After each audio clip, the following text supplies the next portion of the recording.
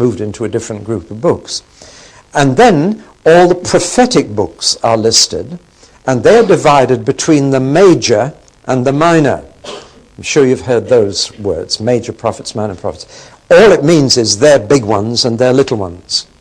Not people or in message, but just how much they spoke or how much we have of their message. We have a lot of Isaiah, a lot of Jeremiah, a lot of Ezekiel, but very little of Joel or Obadiah. So they're called major, the big books, and minor, the 12 smaller books.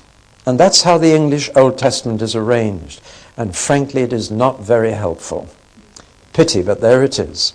When you read the Hebrew scriptures, they have 3 very clear divisions, very different from one another. The first 5 books are not regarded as history at all, but as law. And I've already explained that. And therefore, they're not called Genesis, Exodus, Leviticus, Numbers, Deuteronomy. They are given the titles of the first words on the scroll as you unroll it, so that you recognize it straight away to read it. And these books were read, and still are, every year in the synagogue, right through on a lectionary. Then the big surprise comes that the next group are called the prophets. And they put into the prophets what we call history. Joshua, Judges, Samuel, and Kings, we call history. But they call them the former prophets. And then they call these, that we have here, the latter prophets. Now, why should they call those book prophets? Well, of course, there are prophets in them. Joshua was a prophet. Samuel was a prophet. That's not the reason why. The reason is that this is prophetic history. And prophetic history is quite different from other history. And I need to explain why. All history is based on 2 principles. Selection is the first, and connection is the second. And when anybody writes a history book, the first thing they must do is select what they're going to put in and what they're going to leave out. Nobody can write a complete history about anybody or anything. In fact, John's Gospel says if everything Jesus did and said was written down, the world couldn't hold the books. So every bit of history is a selection of some events, and every historian selects what he thinks is important. And the second principle is the principle of connection. Having selected the important events, the historian then tries to show the connection between those events. That this led to that, and that led to the other. Do you follow me? And all history books are based on those 2 principles. What to select and how to connect. Now, prophetic history has its own answer to those 2 principles. Prophetic history only selects what is important to God.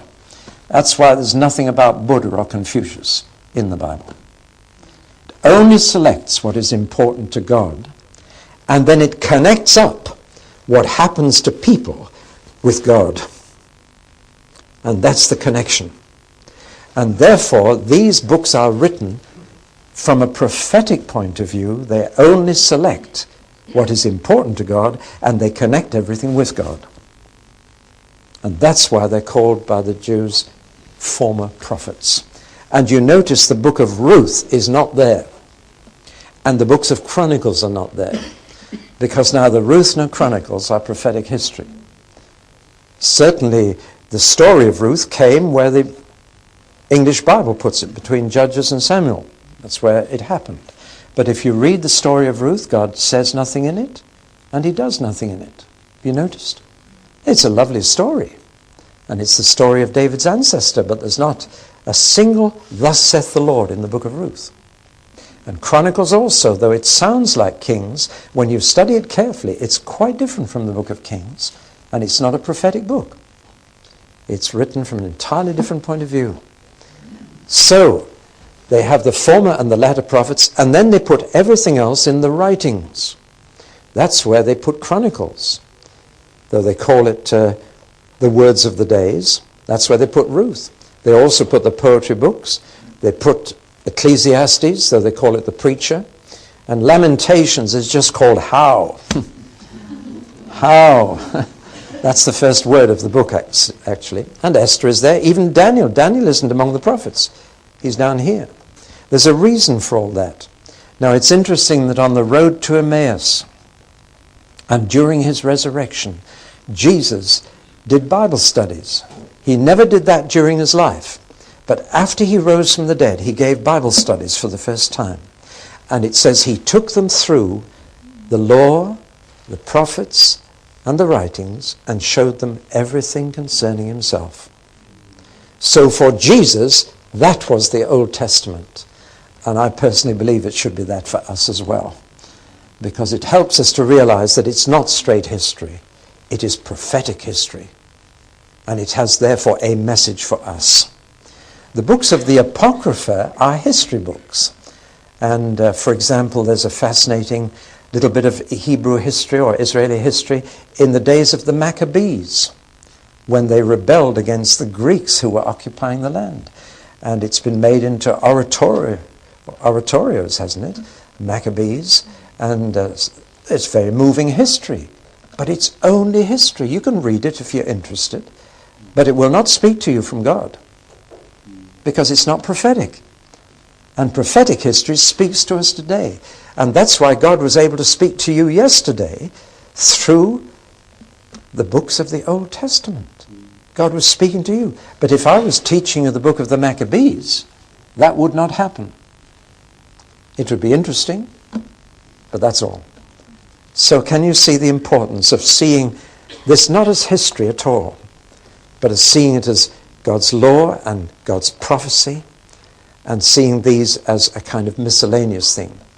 Then what was the principle behind the selection of these? Why didn't they put the Apocrypha in here? The answer is that all these books were written during the period when God was living. Meaning by that, when God was active in this world. And so all these books came out of that same prophetic period, that same time when God was busy. None of these books were written in the gaps. And so we've got in our Bible the law of God, the prophetic history, and also all the other books that came out of the period when God was busy with his people. Now, can you see the shape of the Old Testament? I think it'd be helpful if our Old Testament reverted to this, because then we'd get the message more clearly. But it's not too bad like this. But now we can see how it all fits in. And just let me remind you of a chart that we used when we looked at Genesis.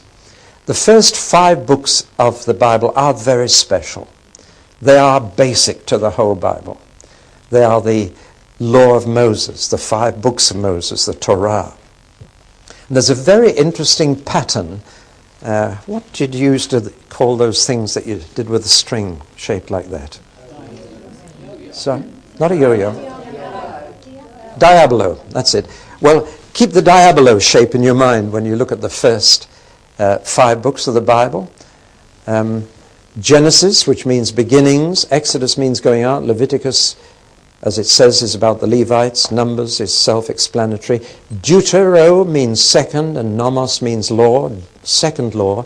The 10 Commandments were given here and here a second time.